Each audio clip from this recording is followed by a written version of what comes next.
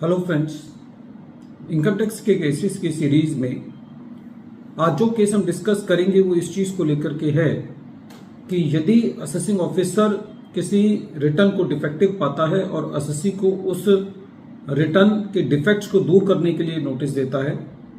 और असेसी उन डिफेक्ट्स को रिमूव भी कर देता है, तो ऐसे केस में सेक्शन 143 सबसेक्शन 2 का नोटिस इशू करने के लिए या उस केस को असेसमेंट में लेने के लिए जो ओरिजिनल रिटर्न है जो असेसी ने फाइल की उस डेट से वो पीरियड कैलकुलेट किया जाना चाहिए, या जिस डेट पर असेसी ने उन डिफेक्ट्स को रिमूव किया उस डेट से स्क्रूटनी में असेसी के केस को सेलेक्ट करने का पीरियड कैलकुलेट किया जाना चाहिए। यही issue honourable Delhi high court ने अपने case SMC Comtrade Limited versus assistant commissioner of income tax के केस में डिसाइड किया।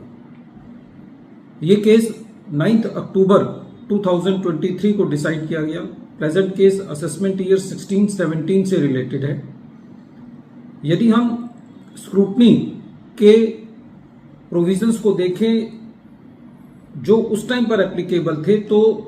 लॉ ये था कि जिस साल में असेसी ने अपनी इनकम टैक्स की रिटर्न फाइल की है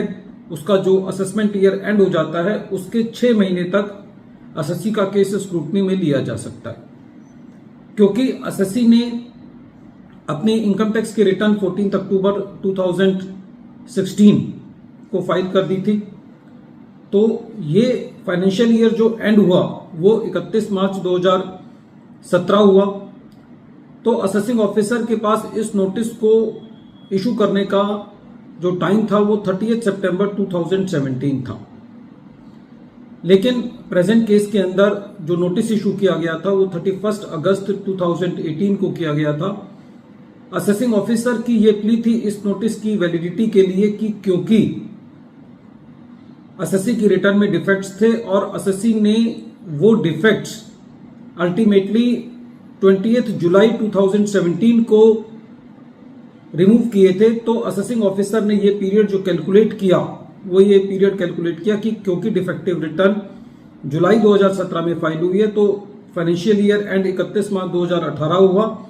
और उसके 6 महीने यदि एंड जो होते हैं वो 30 सितंबर 2018 होते हैं, और क्योंकि एओ ने 31 अगस्त 2018 को अपना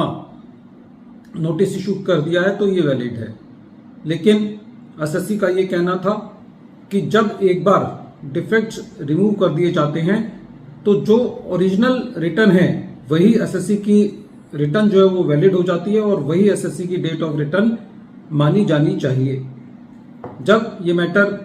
दिल्ली हाई कोर्ट के सामने था तो कोर्ट का ये कहना था कि 1 जून 2016 से ये प्रोविजन आया कि यदि असेसिंग ऑफिसर को ये लगता है कि असेसी की रिटर्न के अंदर कोई डिफेक्ट है तो वो असेसी को 15 दिन का टाइम देकर के वो डिफेक्ट रिमूव करा सकता है, और यदि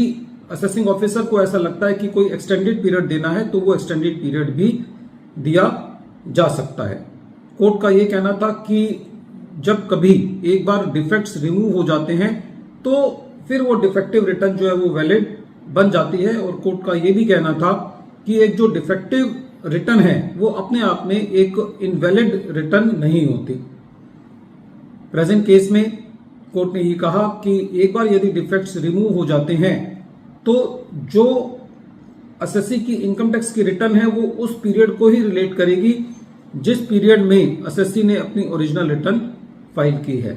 तो इस तरीके से क्योंकि असेसी अपनी रिटर्न जो है वो 14 अक्टूबर 2016 को फाइल कर चुका था, असेसी ने अपने डिफेक्ट्स रिमूव कर दिए थे, तो जो फाइनेंशियल ईयर एंड बना वो 31 मार्च 2017 बना, और यदि हम उससे 6 महीने कैलकुलेट करें तो 30 सितंबर